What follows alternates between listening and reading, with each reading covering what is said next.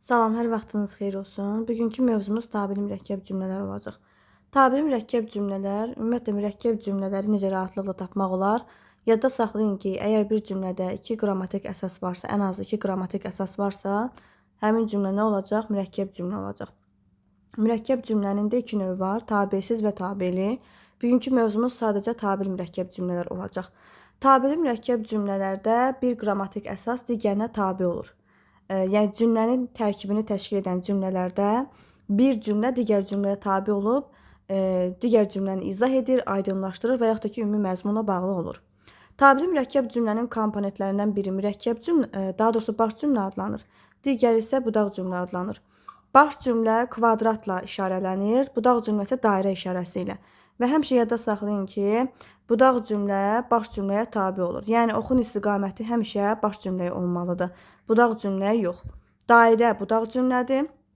Kvadrat deməli baş cümlədir və oxun istiqaməti hər zaman baş cümləyə olmalıdır. Budaq cümlə nədir, baş cümlə nədir? İndi onu izah eləyəcəyik. Baxın, baş cümlə müstəqil cümlədir. Yəni digər cümləni özünə tabe edir, izaha ehtiyacı olan cümlədir.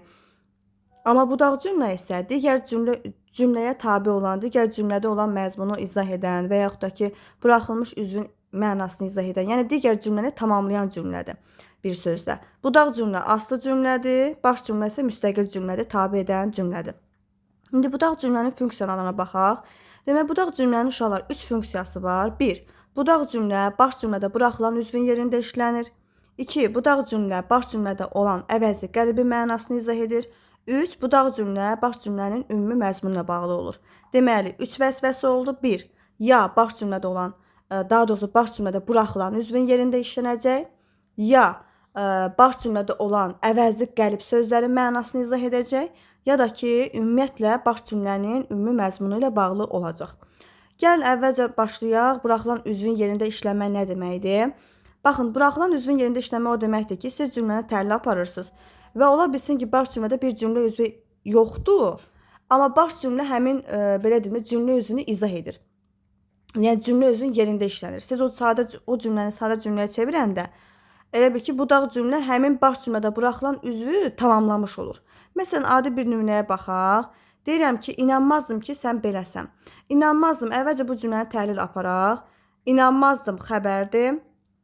Belə edəsən də xəbərdir. Necə belə zərflikdir, sən mübtədadır.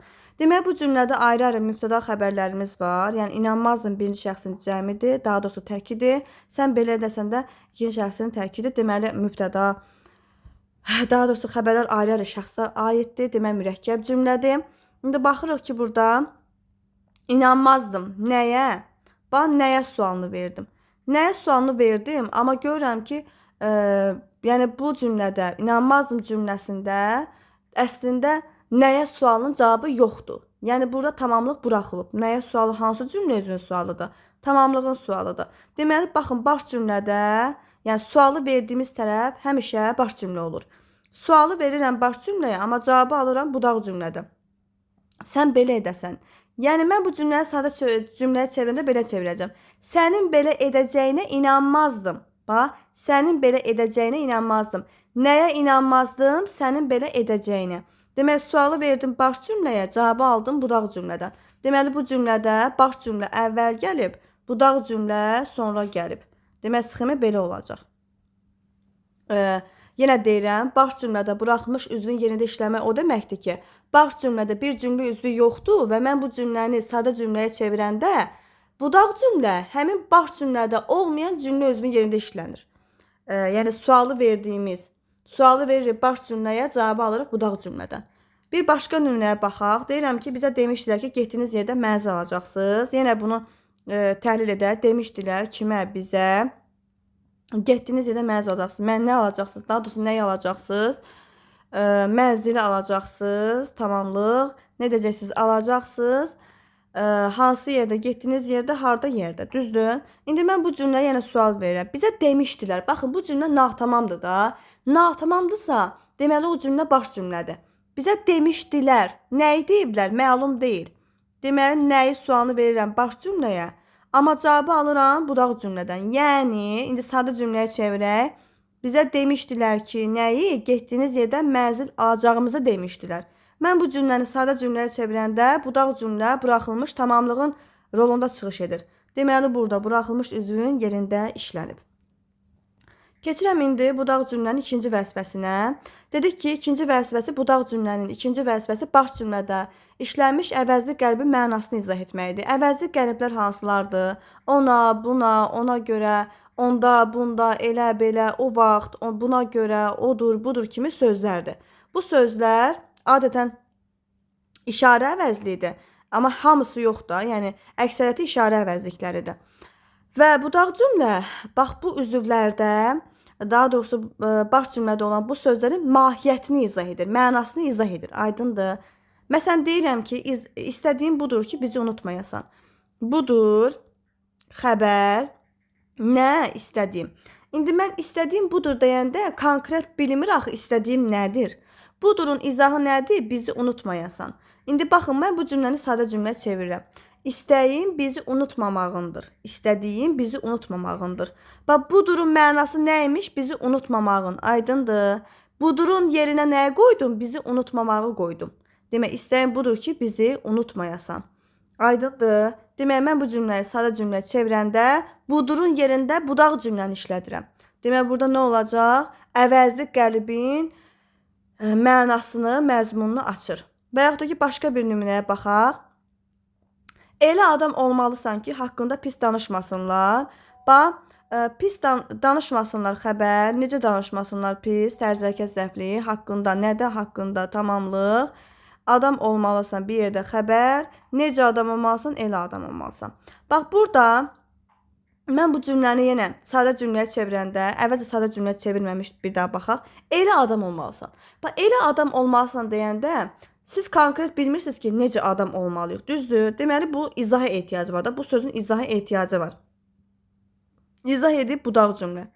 Deməli, haqqında pis danışılmayan adam olmalısan.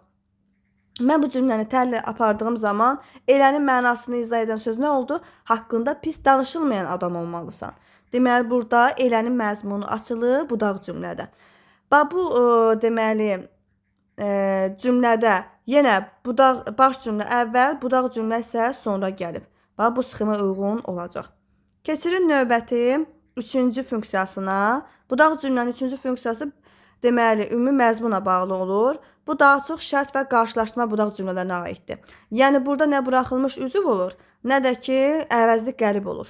Ümumi məzmun olur, ümumi məzmunla bağlı olur. Sahəsini görürsünüzsə, qarşılaşdırma məzmunu görürsünüzsə, bilin ki, orada budaq cümlə ümumi məzmunla bağlı olacaq. Deyirəm ki, nə qədər çalışdımsa da, amma Rəşadı razı sala bilmədim. Deməli, çalışıb, amma Rəşadı razı sala bilməyib. Görürsünüz, burada sasə var. Deməli, burada nə olacaq? Budaq cümlə ümumi məzmunla bağlı olacaq. Yəni, heç bir buraxılmış üzv yoxdur burada və yaxud da ki, əvəzi qəlbin məzmununu izah edilməsi məqamı da yoxdur. Şərt yada saxlayın. Sasə ilə yada saxlayın. Şərt şəkilsi varsa, burada deməli, ümumi məzmunla bağlı olacaq. Keçir indi tabili mürəkkəb cümlədə baş və budaq cümləni bağlayan vasitələrə. Yada saxlayın ki, tabi mürəkkəb cümlədə budaq cümləni baş cümləyə bağlayan vasitə 4 dənədir.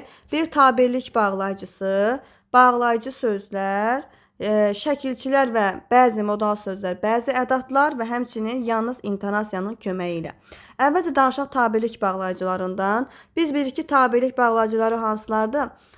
Deməli, aydınlaşdırma tabirlik bağlayıcımız var, səbəb var, güzəşt var və şərt var. Deməli, bunlardan biri də əgər cümlədə varsa, həmin cümlədə biz deyəcək ki, budaq cümləni bağlayan vasitə nə olacaq? Tabirlik bağlayıcısı olacaq. Bağlayıcı söz nədir? Bağlayıcı sözlə tabirlik bağlayıcısı eyni anlayış deyil. Qətiyyən, bir-biri ilə yəni, uzaqdırlar da, çox uzaqdırlar. Bağlayıcı sözlər əksəriyyəti sual əvəzlikləridir, amma sual yaratmayan sual əvəzlikləridir. Yəni, bir cümlədə sual əvəzliyi var, amma cümlənin sonunda nöqtə qoyulmalıdır.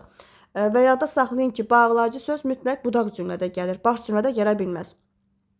Məsələn, deyirəm ki, mən nə istəyirəm, onu əldə edirəm. Baxın, burada nə var? Nə hasinit qissəsidir, sual əvəzlidir. Amma sual məzmunu yaratmayıb. Gördüyünüz kimi cümlənin sonunda nöqtə qoyulub.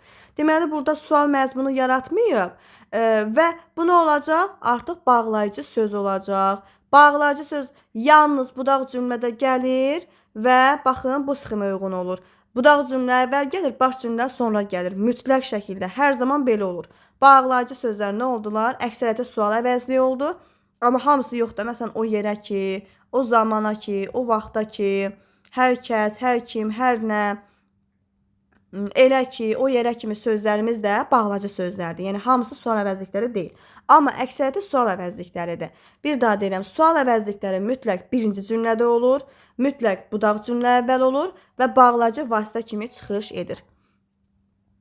Keçək indi şəkilçi və ədatlar və bəzi modal sözlər.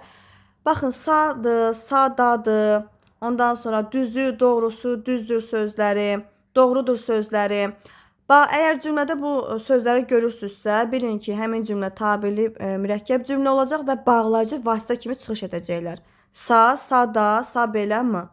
İndi nəyə deyəcəm burada? Baxın, mı sual ədatıdır əslində, amma tabirli mürəkkəb cümlənin tərkibini bağlayan vasitə kimi çıxış etdikdə sual məzmununu itirir. Yəni, siz bir cümlənin ortasında mını görürsünüzsə, sonunda nöqtə qoyulubsa, bu zaman mı deməli bağlayıcı vasitə olur. Amma sual məzmunu yaradıbsa, artıq bağlayıcı vasitə olmayacaq. Məsələn, deyirəm ki, o bura gəldimi, mən gedəcəm. Bu artıq sual məzmunu yaratmayıb. Deməli, oradakı mı bağlayıcı vasitədir. Amma sual məzmunu yaratsa, bilin ki, bağlayıcı vasitə deyil. Düzü, doğrusu, düzdür, doğrudur kimi sözlər də modal sözlərdir. Təsdiq bildirən modal sözlər də cümlə şəklində qurulur və bu demək modal sözlər də bağlayıcı vasitə kimi çıxış edirlər. Baxın, burada nida yoxdur. Bilin ki, nida bağlayıcı vasitə kimi çıxış edə bilməz. Tabirlik bağlayıcıları, ədatlar, bəzi modal sözlər bağlayıcı vasitə kimi çıxış edə bilirlər, amma qoşma və nida bağlayıcı vasitə kimi tabirli mürəkkəb cümlədə iştirak edə bilməz. Mümkünsüz bir şeydir. Sonra gəlir yalnız intonasiyanın köməyi ilə. Baxın, əgər bir cümlədə tabirlik bağlayıcısı yoxdursa, bağlayıcı söz yoxdursa, şəkilçi də yoxdursa, ədat da yoxdursa, yəni bayaq sadaladığım məqamlar yoxdursa, deməli o cümlədə yalnız intonasiyanın köməyi ilə bağlanmış tabirli mürəkkəb cümlə olacaq. İndi siz sual verə bilərsiniz ki, bəs tabesizdə ola bilər axı. Baxın, yalnız intonasiyanın köməyi ilə varsa, yəni yalnız intonasiya varsa, biraz sizin işiniz çətin ola bilər, amma asan bir usulu var. Yada saxlayın ki, cümlələr arasında kini artıra bilirsinizsə, deməli orada artıq tabesiz yox, tabirli mürəkkəb cümlədir. Məsələn, el bilir sən kimsən, nəçisən. Bu uzaqdan baxıldıqda tabesiz mürəkkəb cümləyə bənzəyə bilər. Amma mən o cümlənin ortasında kini artıra bilirəm və yaxud da ki, sasəni artıra bilirəmsə, deməli o tabirli mürəkkəb cümlədir. El bilir ki, sən kimsən, nəçisən. Deməli ki, nədir? Tabirlik bağlayıcısıdır. Mən bu cümlənin ortasında kini artıra bilirəmsə, deməli bu tabirli mürəkkəb cümlə olacaq. Və yaxud da ki, deyirəm ki, neçə il idi, onu görmürdüm. Neçə il idi ki, yenə tabirlik bağlayıcısına ortasına əlavə edə bilirəm. Deməli bu tabirli mürəkkəb cümlədir. İntonasiyanın köməyi ilə yaranıb. Pis adamdır, yaxın durma. Pis adamdırsa, yaxın durma. Görürsünüz, sasəni ortasına əlavə edə bilirəm. Bir sözlə, yalnız intonasiya ilə əlaqələnmiş tabirli mürəkkəb cümləni çox rahat şəkildə kini və ya sanı bərpa etmək olur ortasında və siz bilirsiniz ki, bu tabirlidir, yoxsa tabesizdir. Deməli, ümumiləşdirək bir daha. Dedik ki, budaq cümləni baş cümləyə bağlayan vasitələr hansılar oldular? Tabirlik bağlayıcıları oldu, bağlayıcı sözlər oldular. Sa, sa belə, mı, həmçinin doğrudur, düzü kimi modal sözlərimiz və yalnız intonasiyanın köməyi ilə yarandı. Budaq cümlənin funksiyaları hansılar olurlar? Ya buraxılmış üzvün yerində işlənir, ya əvəzli qəlbi mənasını izlədir, ya da ümumi məzmuna bağlı olur. Keçir indi baş cümlə və budaq cümlənin yerinə. Baxın, adətən, qeylə yuxarıda izah edeyim. Baxın, tabirlik bağlayıcılarından şərt və güzəşt bağlayıcıların iştirak etdiyi cümlələrdə budaq cümlə əvvəl, baş cümlə sonra gəlir. Şərt və güzəşt bağlayıcıların iştirak etdiyi cümlələrdə budaq cümlə əvvəl, baş cümlə sonra gəlir. Kidə isə biraz qarışıqdır. Yəni, əslində qarışıq məqam yoxdur. Bir məqamı yada saxlamalısınız ki, əgər kinin işləndiyi cümlə sadə cümləyə çevrildiyi zaman zərfliyi rolunda çıxış edirsə, deməli oradakı budaq cümlədə gəlib. Budaq cümlədə gələndə yenə bu sxemə uyğun gəlir. Amma kinin işləndiyi cümlə sadə cümləyə çevrilərkən zaman zərfliyi rolunda çıxış etməyibsə, o zaman budaq cümlə əvvəl, baş cümlə sonra gəlib. Məsələn, burada nümunə olmalı idi. Baxaq. Baxın. Gəlmişdim ki, zəng çalındı. Bax, Gəlmişdim ki, zəng çalındı. Düzdür? Yəni mən nə zaman gəldim? Daha doğrusu mən gələndə zəng çalındı. Bax bu sadə cümləyə çevriləndə ki, kinin işləndiyi cümlə zaman zərfli olur. Gələndə zəng çalındı. Deməli buradakı ki budaq cümlədə gəlib, baş cümlə sonra gəlib. Amma tutaq ki, dedim ki, hər kəs bilsin. Nəyi dedim? Dedim ki, hər kəs bilsin. Və yaxud da ki, deyirəm ki, demişəm ki, o bura gəlsin. Nəyi demişəm? Onun bura gəlməni demişəm. Burada baxın, demişəm ki, zaman zərfləri ona çıxış etməyib ki, yəni bu cümləni sadə cümləyə çevirəndə onun bura gəlməni demişəm şəklində olur. Yəni sualı birinci cümləyə verirəm. Əgər sualı birinci cümləyə verirəmsə, deməli orada baş cümlə əvvəl gəlib, budaq cümlə yox.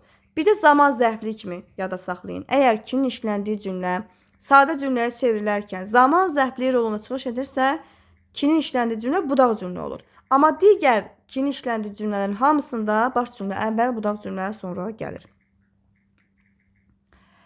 Sonra bağlacı sözdə, bağlacı söz məqamında yenə deyirəm, budaq cümlə həmişə əvvəl, baş cümlə sonra gəlir. İntonasiyada adətən baş cümlə əvvəl, budaq cümlə sonra gəlir.